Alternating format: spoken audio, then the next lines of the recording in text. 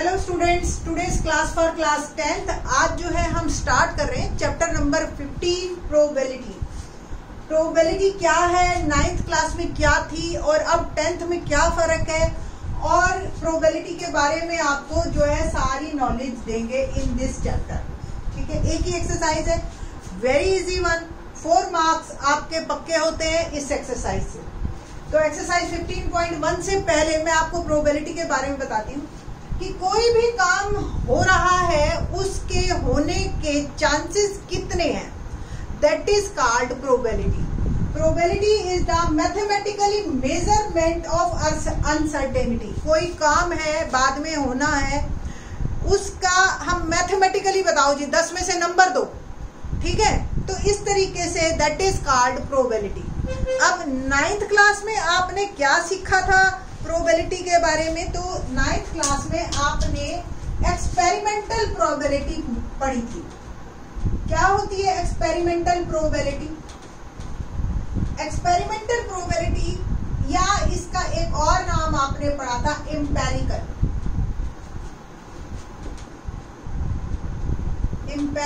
Probability, और ये 9th class में आपने पढ़ा था द एक्सपेरिमेंटल और probability PA of an event. PA से आप डिफाइन करते थे, इज डिफाइंड एज, ये फार्मूला था आपके पास, number of trials in which the event happened upon total number of events. As example आप लोगों को हमने कहा था कि मैंने एक डाई है, सपोज 1000 बार, ठीक है, एक डाई या एक कॉइन, चलो कॉइन ले लो, हेड एंड टेल वाला कॉइन को मैंने 1000 बार उछाला, जिसमें से 550 टाइम्स हेड आया और 450 टाइम्स टेल आया। हेड आने की प्रोबेबिलिटी बताओ अगर रेंडमली एक कॉइन को फिर से उछाल दें हम। अब ये आपके एक्सपेरिमेंट में आया था कि 550 अपॉन 1000, 1000 में से 550 बार आपको हेड मिला था। इस तरह के ही क्वेश्चन आपको याद हो, आपने 9th क्लास में किए। Number of trials in which the event happened, head आने की प्रोबेबिलिटी 550 में हुई और टोटल नंबर ऑफ इवेंट्स 1000। तो m/n आप करते थे कि suppose total number of events n है और m में अगर वो इवेंट हैपन हुआ है तो प्रोबेबिलिटी इज m/n। इसको हम एक्सपेरिमेंटल प्रोबेबिलिटी कहते थे। 10th क्लास में ये जो है आपकी प्रोबेबिलिटी बेस्ड किस पे है? नंबर 1 एक्चुअल रिजल्ट पे, कि ये वाकई में हमने एक्सपेरिमेंट किया और ये एक्चुअल रिजल्ट आया, ठीक है। और इसकी प्रोबेबिलिटी के आंसर अलग अलग हो सकते हैं, जैसे कि सपोज मैंने 1000 बार किया, 550 बार हेड आया, दूसरे का 450 बार टेल आया, ठीक है। किसी और ने किया, उसका 500 बार हेड आया, 500 बार टेल आया। तीसरे ने किया, उसका 300 बार टेल आया और 700 बार हेड आया। तो प्रोबेबिलिटी चेंज होती रहेगी, ये डिपेंड करेगा मेरे एक्सपेरिमेंट पे, ठीक है। तो ये दोनों हमने किए थे 9th क्लास में। 10th में हम क्या करेंगे? 10th की प्रोबेबिलिटी में फर्क है। 10th की प्रोबेबिलिटी है थ्योरेटिकल प्रोबेबिलिटी, ये 9th क्लास की थी हमारी। 10th में हम करेंगे थ्योरेटिकल प्रोबेबिलिटी, या इसका एक और नाम है क्लासिकल। क्या फर्क है इन दोनों में? Of an event A is defined as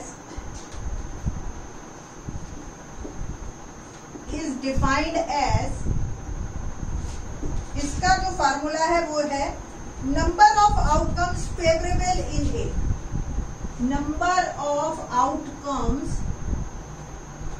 favourable in A upon number of all possible outcomes. अब इसी क्वेश्चन को देखिए, मैंने एक कॉइन उछाला, क्या टोटल हमारे पास कॉइन उछालने पे कितने आउटकम्स आएंगे, हेड या टेल? टोटल 2। अब मैं चाहती हूँ हेड आए, तो मेरा जो ए इवेंट है वो हेड आना है, तो फेवर में कितने केस हैं? सिर्फ ए, तो प्रोबेबिलिटी हमेशा 1/2। इसको कहते हैं थ्योरेटिकल प्रोबेबिलिटी। आपको ये क्लियर हुआ?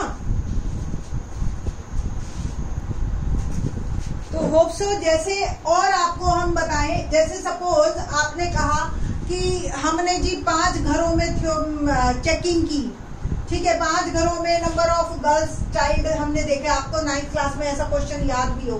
5 होम थे हमारे, नंबर ऑफ चाइल्ड में हमने 2 गर्ल्स 1 गर्ल और 0 गर्ल, ठीक है। तो 50 घरों में कर लो आप, 50 होम्स पे हमने चेक किया, तो 2 गर्ल वाले घर थे 20, 1 गर्ल वाले थे आपके 10 और 0 गर्ल वाले थे जो है आपके 20।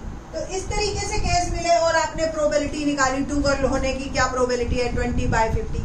ये हमारे एक्सपेरिमेंट या आपके ऑब्जर्वेशन पे, ये जो आपने डाटा इकट्ठा किया उस पे आई, ठीक है। बट थ्योरेटिकल प्रोबेबिलिटी ऐसे नहीं चलती। थ्योरेटिकल प्रोबेबिलिटी एजम्पशन पे चलती है, क्या होगा और फिर इसके कितने चांसेस हैं, दैट्स इट।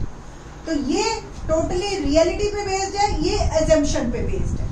और 10th क्लास पे हम थ्योरेटिकल या क्लासिकल प्रोबेबिलिटी करेंगे।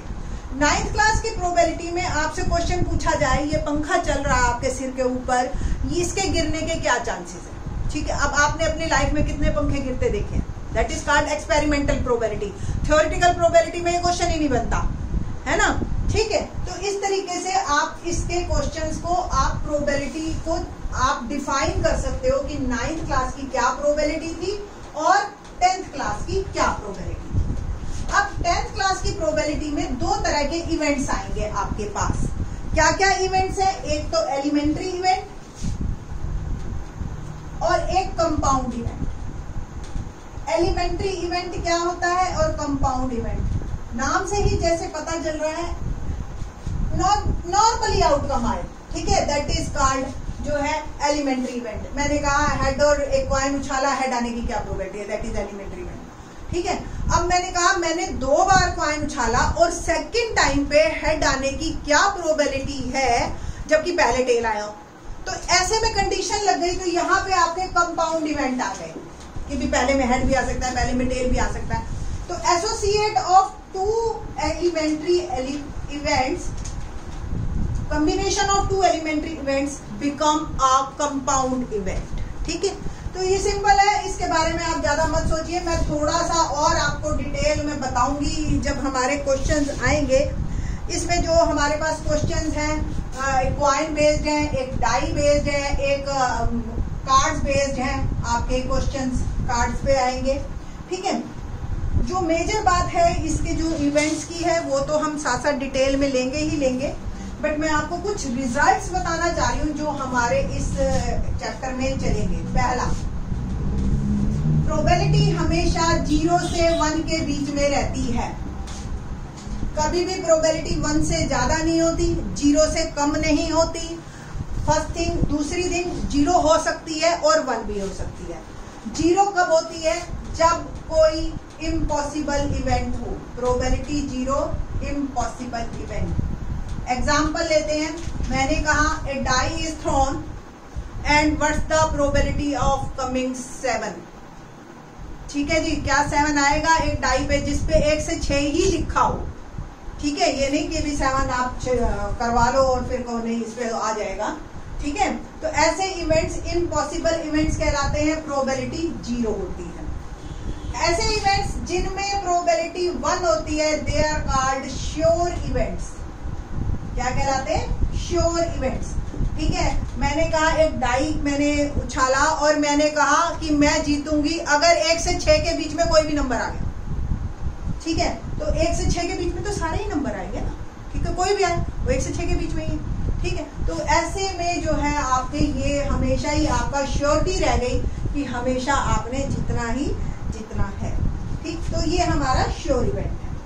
एक आपने कहा कि प्रोबेबिलिटी ए होने की प्रोबेबिलिटी अगर सपोज m है, या हम ये लगाएं normally probability of A, theoretical probability जो मैंने फार्मूला अभी बताया था वो m/n, where m is favourable event, favourable events upon total number of events. ये फार्मूला है अब आपका 10th क्लास में, ठीक है। n टोटल इवेंट्स है जिसमें m मेरी फेवर में है तो प्रोबेबिलिटी हो गई m by n। a not, देखिए a not probability of a not, a के होने की प्रोबेबिलिटी अगर 1 m बाई n है तो ना होने की 1 माइनस m बाई n होती है।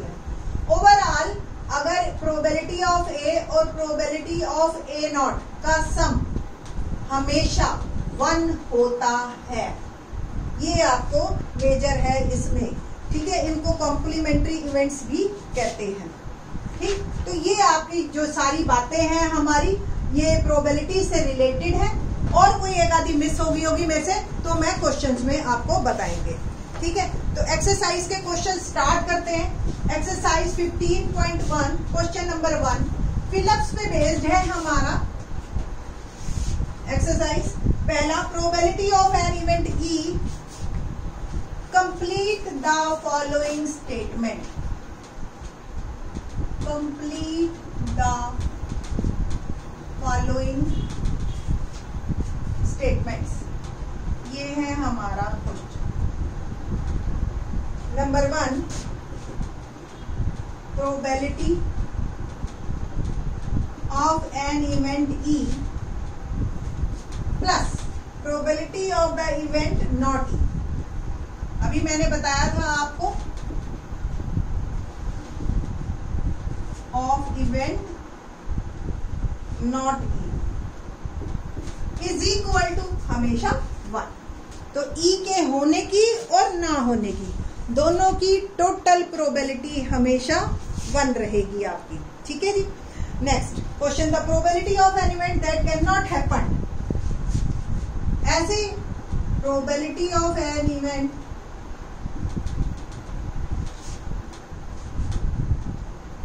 दैट कैन नॉट हैपन, कैसे हुआ? मैंने आपको बताया था ना, जो हो ही नहीं सकती इम्पॉसिबल इवेंट कहते हैं और इनकी प्रोबेबिलिटी क्या होती है? 0, ठीक है। Such an event are called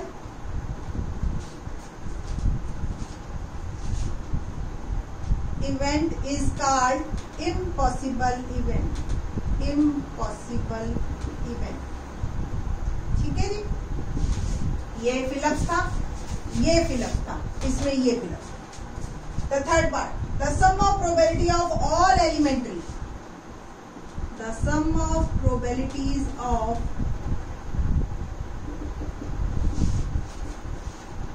all elementary events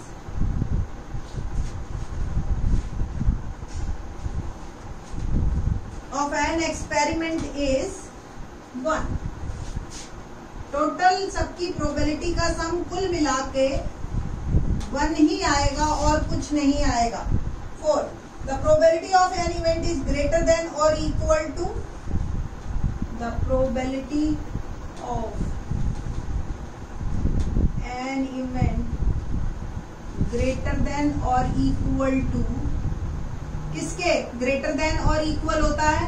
equal to 0 and less than और इक्वल टू 1 और इक्वल टू 1। ये हमारा फिनिश होता है क्वेश्चन नंबर 1। फिलिप्स है, बहुत सिंपल से है, बट ये बेस है आपकी प्रोबेबिलिटी का। अगर आपने इसको ढंग से किया तभी आप आगे चल पाएंगे, क्योंकि इसके बिना हम आगे मूव नहीं कर सकते। क्वेश्चन नंबर 2 देखते हैं, क्या है क्वेश्चन नंबर 2। Let's start.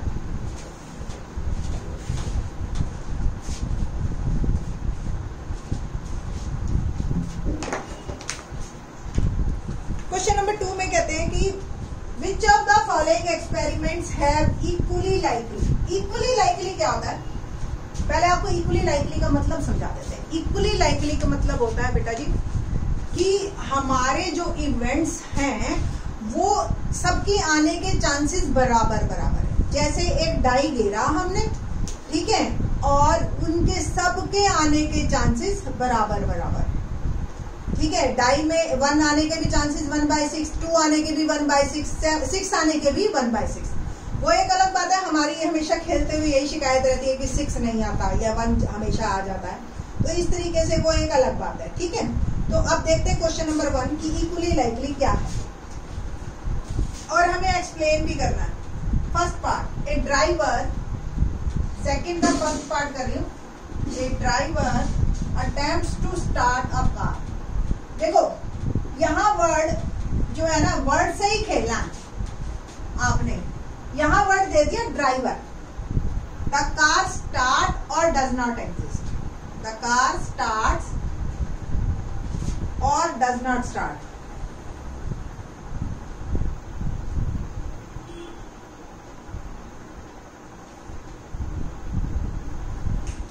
कोई एक नॉर्मल पर्सन जाएगा ना, तो वो मतलब कार उसकी स्टार्ट होगी नहीं होगी, वो इक्वली लाइकली है।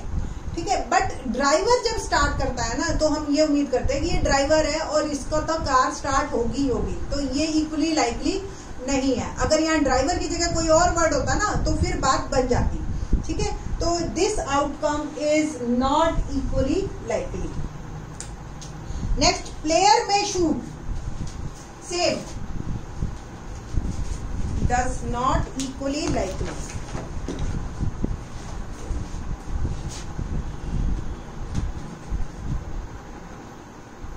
जैसे कुछ होता है ना भाई, इसको तो अब आप मेरे से कोई सम पूछोगे, ठीक है, कोई आपसे कहेगा हाँ मैम को तो आ गया, तुझे नहीं आया, तो आप कहोगे ना ये तो मैम है, ये तो मैथ की टीचर है, इसको तो आएगा ही आएगा। तो ये अब आप कहो किसी टीचर से एक सवाल पूछा और वो जो है इक्वली लाइकली है या नहीं है, तो आप कहोगे नहीं इक्वली लाइकली नहीं है। आप मेरे से कैसे कंपेयर कर सकते हो उसको, मैडम को, क्योंकि वो तो टीचर है। ठीक, सेम एज हम ड्राइवर है या कोई एक प्लेयर की बात कर रहे हैं। A player attempts to shoot a basketball। ठीक है जी, he or she shoots or miss। अब प्लेयर है, चांसेस उसके नॉर्मल एक बंदा मेरे जैसा जो कभी भी ग्राउंड में नहीं गया, तो उसके लिए इक्वली लाइकली है कि जा भी सकता है नहीं भी जा सकता, बट प्लेयर डेफिनेटली भेजेगा, so it is not equally likely. Player word दे दिया तो डज नॉट इक्वली लाइकली। ठीक है जी। Third, it is not an in advance. Third, a trial is made to answer a true false question, answer is right और wrong. हाँ, trial word दे दिया, देखो trial to made to answer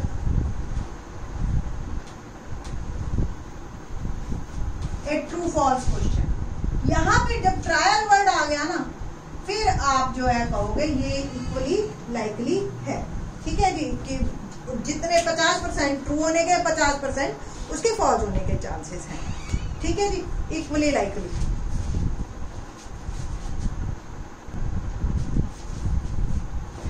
ठीक है, तो ये हो गया हमारा इक्वली लाइकली। नंबर 4 क्वेश्चन है हमारे पास, a baby is born, it is a boy और गर्ल। अब आप बताइए, इट इज अ बॉय और गर्ल। नॉर्मली गांव वगैरह में अगर आप देखो या आप घरों में भी सुनते हो कि जी उसकी 4 बहनें हैं, अब तो पक्का लड़का ही होगा। तो ये कोई ऐसा केस नहीं है कि भाई हाँ जी इस बार तो इसीलिए लड़का होगा कि वो 4 बहनें ऑलरेडी है उसकी। तो कोई भी बच्चा पैदा होता है उस टाइम पे उसके लड़का या लड़की होने के 50-50 चांसेस हैं, तो ये इक्वली लाइकली है। ठीक है जी, तो 2 केसेस हमारी इक्वली लाइकली आए और 2 case does not equally likely. तो होप सो आपको क्लियर हो गया होगा कि इक्वली लाइकली का मतलब इक्वल चांसेस टू कम, ठीक है, किसी भी इवेंट के। बाकी के question in the next lecture. Thanks.